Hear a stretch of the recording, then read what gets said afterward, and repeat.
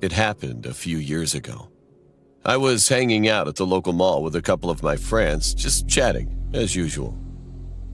All my friends had social media accounts like Facebook or Instagram, and they would focus on it sometimes when we were goofing around together. Drake, one of my friends, was saying that he met a girl from Facebook. He also told us that he really liked her and that he was going out with the girl that night.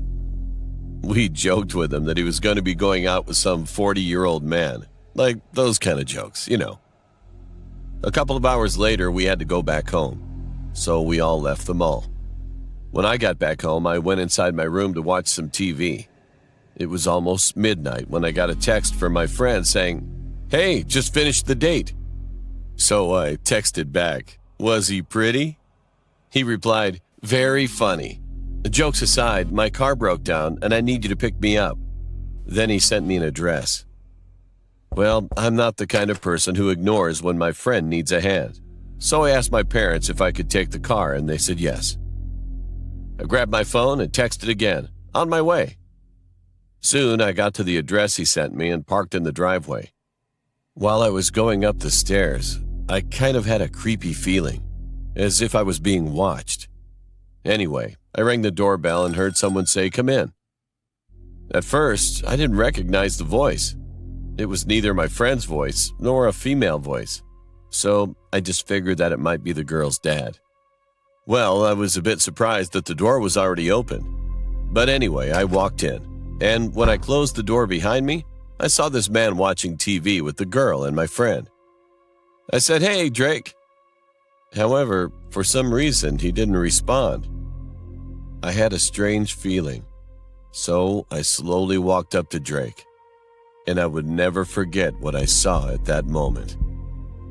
The girl and my friend Drake were stabbed, and they were already dead. They were put in a position in a way that it looked like they were sitting, so I thought they were just watching TV like that.